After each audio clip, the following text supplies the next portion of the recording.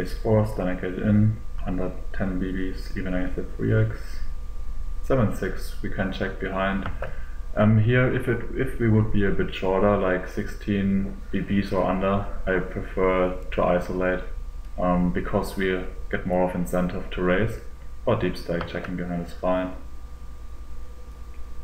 Here we could lead that flop just to see how villain reacts to donk bets, so we can see whether he just plays fit or fold.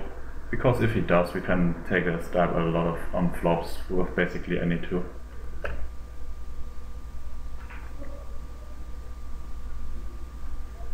But it seems as we decided to check fold.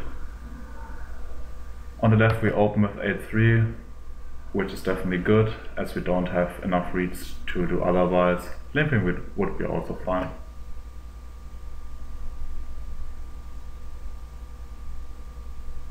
Fold at 10-5, it's fine at this stack bet. Continue to raise or limp the 8-4, since we folded. So here I would just try limping.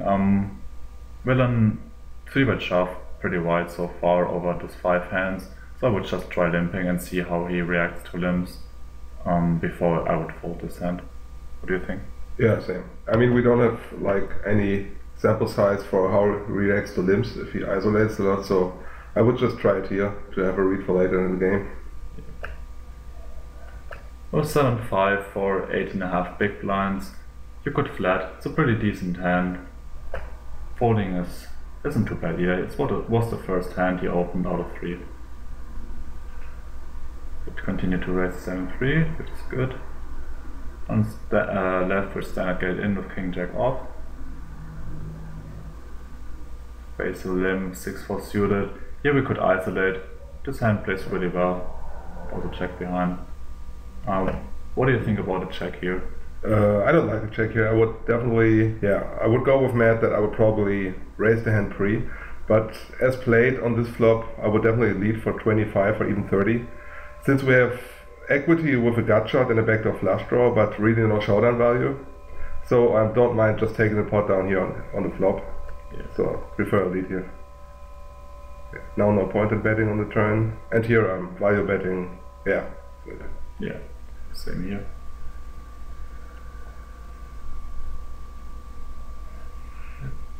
Continue to raise. No risk to do otherwise. Here we get min 3-bet. This short, I think a fold is good, as we don't really have the odds to flat there. And I also think his range is pretty damn strong at this stack level. And he also didn't show much aggression before that. So I think the fold is fine. King Queen on the left side. I prefer fold here, totally readless. I think a lot of people are calling it, but if you look at the population tendency, which is actually a 3-bet of like 15% up to 20%, even if you take some bluffs into the range, it's still a fold, and King Queen suited would be the bottom range here. King Jack suited is pretty close. You can call, you can fold, but offsuit King Queen is definitely a fold there. Yeah, I agree here. I used to call it 2 in the past, but yeah, as Matt said, I was always like, never get it in good, and looked it up also in my database, and I assumed, too high 3-bet percentages of most unknowns, so now I folded King Queen suited is a call, but King Queen offsuit is a fold.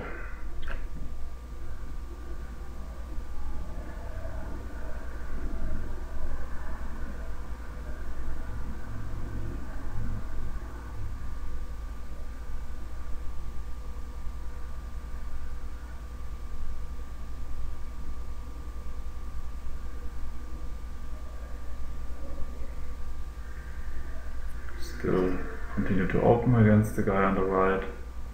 Seems pretty passive so far in the small blind. Here with the 6-5, I mean, against this guy flat is fine. What do you think we need to have as an open frequency from him to jam it pre? Yeah, I think something like 60% or more I would prefer a jam at this stack depth. Expectation is pretty good, as most people are calling too tight. And we didn't show much aggression out of position so far, by 3-betting I mean. so I would prefer a jam if he would open like 60% or more. And he then decided to check behind, so I would lead this turn. I mean, his range is basically like ace high, king high, or he decides to give up. You never know. So I would just lead out something like 70, 80.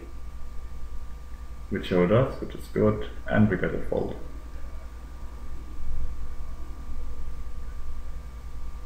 Here with the Jack 10, we're like 13 big blinds deep.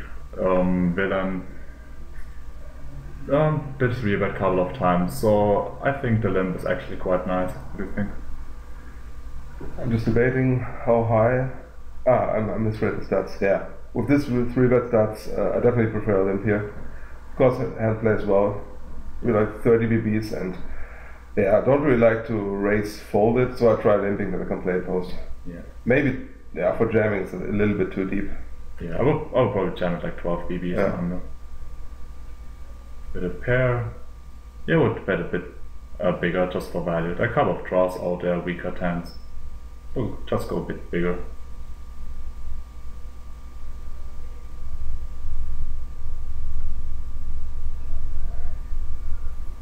A7 is a good raise call for this deck there, because he mostly 3-bet so far, he didn't flat one single hand, so this I like. What do you think about the queen 10 on the left? What do you think we can do on the flop here?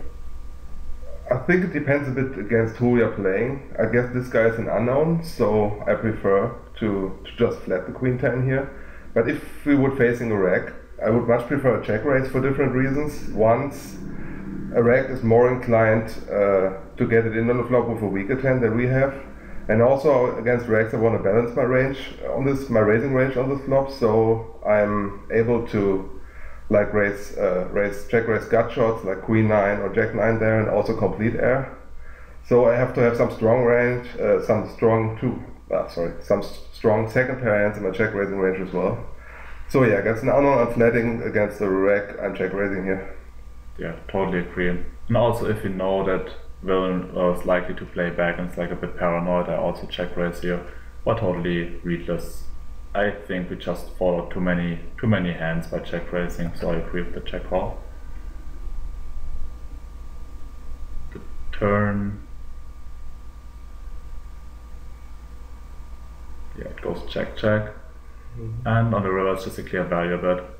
What do you think about the sizing here? Yeah, I would go a bit bigger, like you could do like 120, because his most likely range here is a 10, or he picked up some pair like ace 5, ace 4, and he decides to hero call. And I mean, if he decides to hero call with a 5 or 4, he's calling probably 120 also, and same with the 10. If he checks behind that turn, I imagine he can't fold with a 10 there, regardless of the sizing. And the king is not very likely, as he would probably barrel the turn, so I would prefer a little bit bigger. Yeah, agree. We get raised here, and I just don't see any bluffs there in this range. I mean, people rarely ever bluff there on the river. No. I think. Yeah. I'm just folding here. Yeah, me too. Could even be a weird hand like 6-7 that came in on the river, so I don't think there are ever enough bluffs there to make the call profitable here. Yeah, definitely. The 5-8 on the right, it's definitely a good call. I mean, we can make straights. That plays pretty decently, so I would prefer flat there, totally readless deep stack.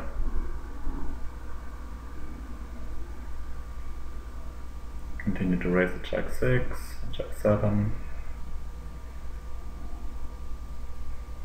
Here we get 3-bet to 80. What do you do here? Yeah, that's quite an interesting spot, because 83 bets are normally quite strong from my experience. If I call here, I would like to call like connected, suited, and not dominated hands. So for example, jack 7 is okay because it can still make a straight from the connectivity. I would also call like maybe queen 5 suited, but I would fold king deuce offsuit because the hand doesn't play well, and if we hit a king we are never sure we are good here.